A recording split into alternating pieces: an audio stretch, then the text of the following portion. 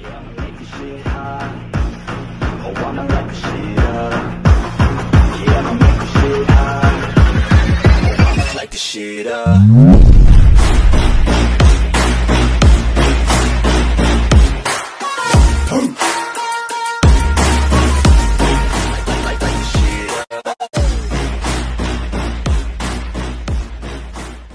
Ladies and gentlemen, boys and girls, welcome back to What If Deku had Limitless Growth Part 3. Yes, I know, I didn't upload this for quite a long time, and it's because I was trying to change how I do my channel and videos. I put a bit more effort into editing, but that's taken me a bit longer to upload the videos. And also, it literally has been Christmas, it's about to be New Year's, so I had a lot of stuff to deal with. But other than that, I'm back on the mainly. I have a lot of good ideas coming. Well, actually, it's only one more What If that's coming. It's already out, but I have another one after this. And I'm trying to do some more Naruto What If, so this will be a Naruto What If. But I also have another amazing My Hero Academia What If idea. But other than that, let's just... I need a drink.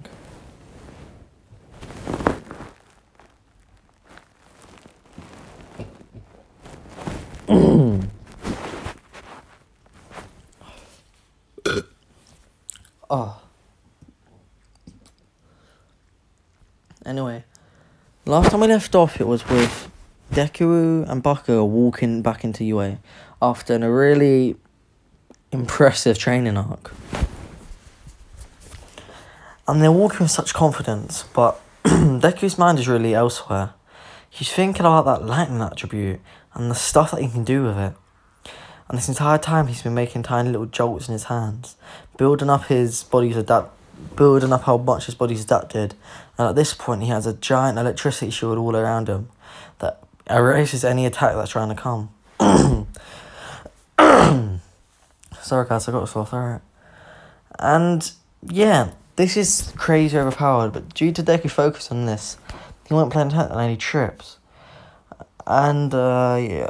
A random girl Deku's never met before reaches out and touches him. He erases his electricity shield just in time.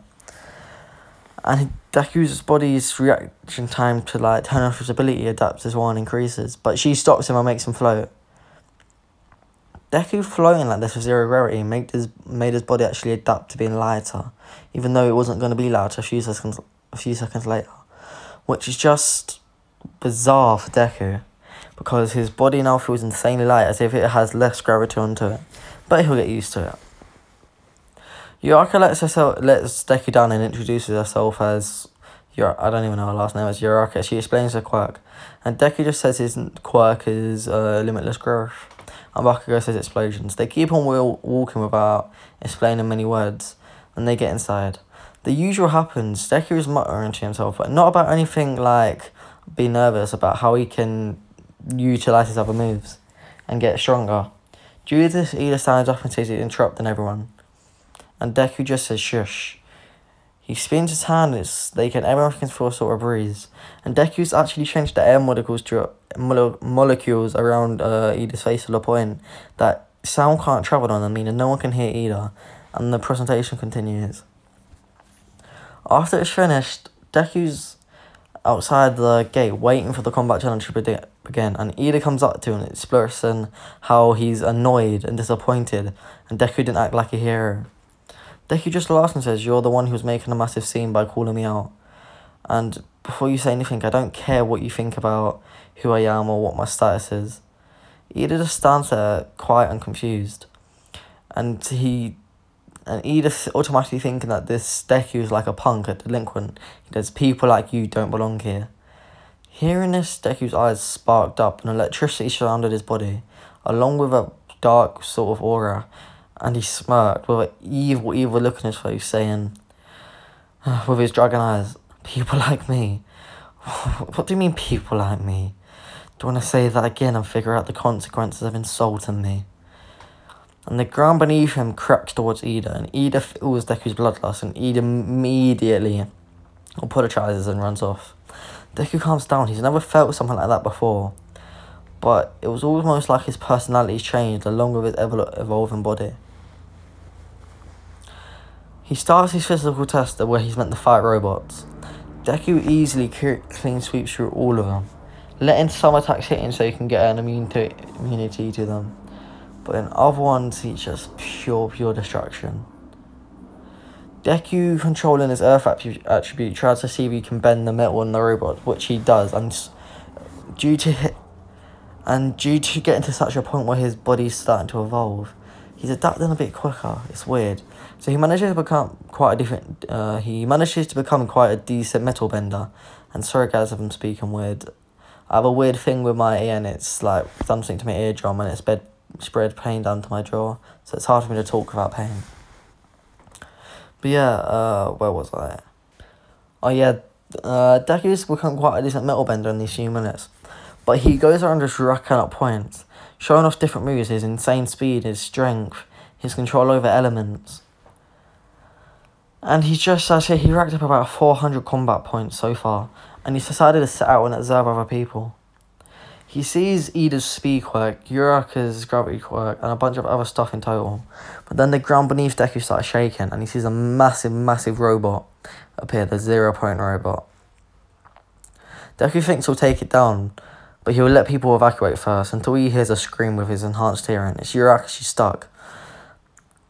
Deku in a flash gets surrounded by lightning, and he dives down towards Uraraka. He picks her up, and the foot that was heading down towards her, Deku spin kicks it, and just makes the leg that he hits just, I'd say, curl into a ball and explode. The robot falls backwards with one leg missing, and Uraraka's just shocked. Deku runs her back to the safety point, and then runs back to the 0 pointer. He's in his fight mode now, he's ready. The 0 pointer launches rockets and missiles at him. Well, not missiles, like bombs at him. And Deku easily deflects them, and with his electricity shield, they're all just not affecting him. And he runs up just like an anime, jumps up, and charges a bunch of power in his fist. A weird black lightning started surrounding Deku's fist, as his abilities were fusing, and he smashes the robot, sending it flying backwards as it started to get obliterated and erased. Everyone watching this was just in pure awe of Deku's amazing power, and all the teachers in there were shocked as well. And the exam ends. They get 2 weeks off, and Deku just relaxes in this week, learning more about his abilities. And that's when the letter finally comes, and he opens it to a hologram of All Might telling him, young Midoriya, you are passed with the highest score in history, and many pros have voted for you to become a pro hero already, but the decision has been left up to you. However, if you do become a pro hero due to your age, your identity will be kept a secret, but you will still gain money. With hearing this, Deku smirks and thinks this is going to be fun. And he finds out he's in class 1A. We're going to have a time skip of a few days to where Deku's walking in the corridors of his class. And he finally gets to a massive door. He's with Bakugo. He opens the door and he can hear Bakugo arguing with someone already about having his feet on the desk. Deku walks over smiling and just says, Bakugo, politely, take your feet off the desk. And Bakugo says, why should I? And then Deku opens his eyes with a blank stare that scares Bakugo. He's seen it before. That's when he shouldn't annoy Deku. And he immediately takes his foot down, sweating. Hey guys, and yes, this recording is delayed because it's a whole new day.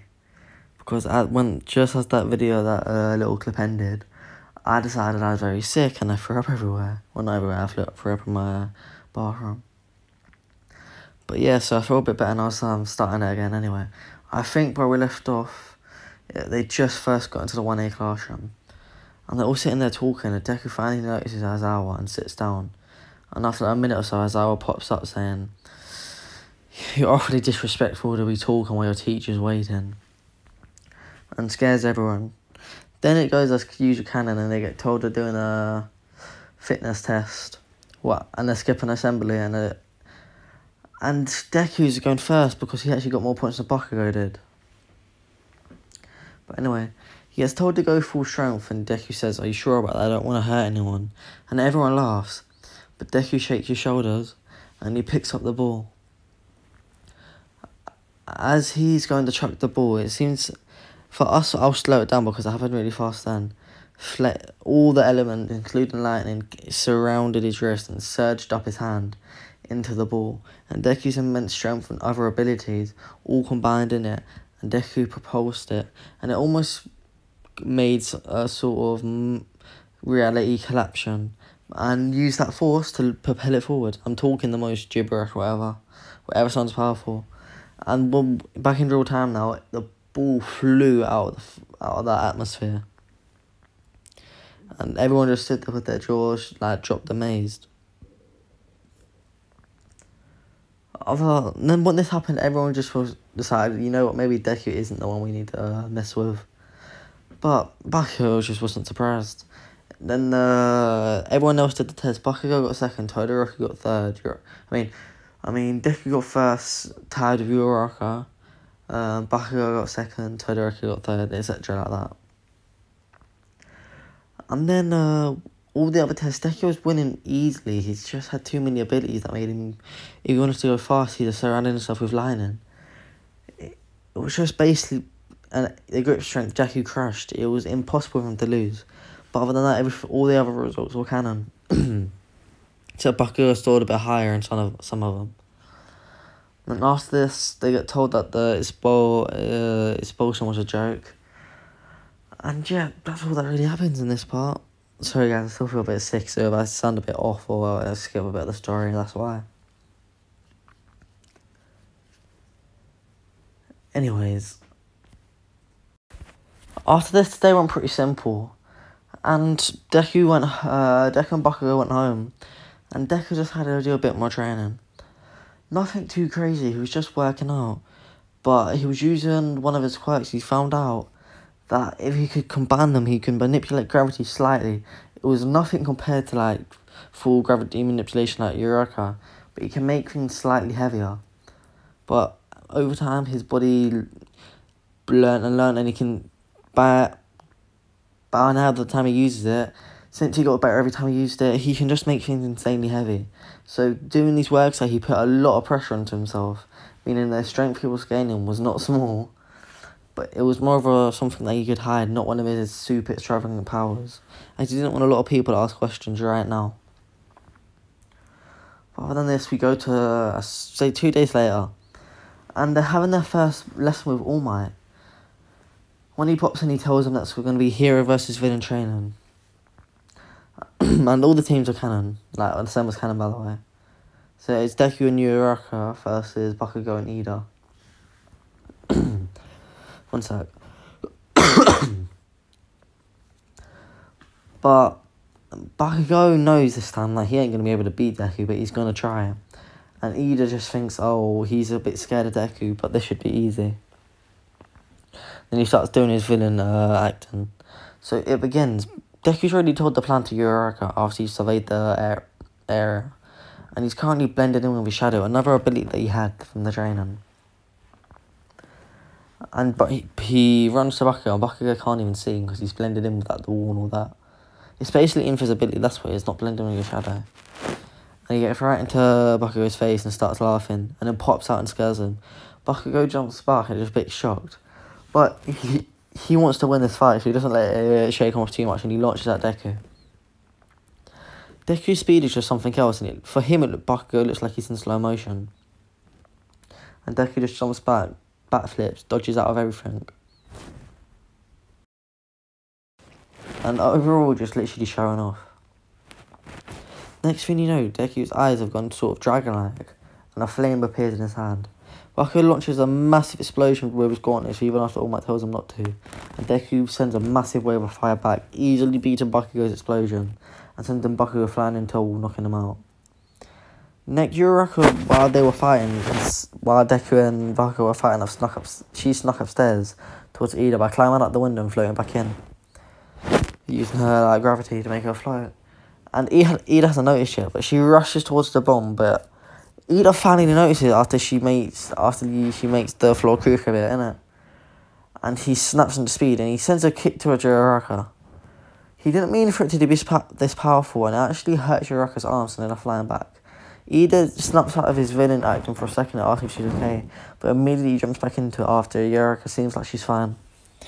Deku saw this, and he wasn't enraged, but he was annoyed as this snotty brat, bratty kid who was just making fun of me can't even control his power.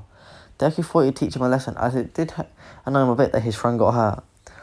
So he walks towards them with his eyes in dragon form, but they're somewhat having a black aura around them. And he extends out his hand as claws appear from it. He disappears in a flash and appears right next to Ida with his claws on Ida's neck. And says, "If you hurt my friend again, I'm pretty sure you know what's going to happen." Ida's like, "You can't threaten to kill someone." And then he says, "Threaten to kill you? No. I'll just make you wish he was dead." And he made it so only Ida can sense his bloodlust, and he shows off his true intent to hurt Ida. Not villain-like, just to protect his family. And Ida is literally just terrified. And he just sits down and apologises. But I'm going to end that video here, guys. Hope you did enjoy. If you did, make sure you like, share with your friends and family. Hit the like button down below. And yeah, get me to 20k. But before February, that would be the best thing in the world. I want to know, guys. Hope you do enjoy. Peace out. Bye.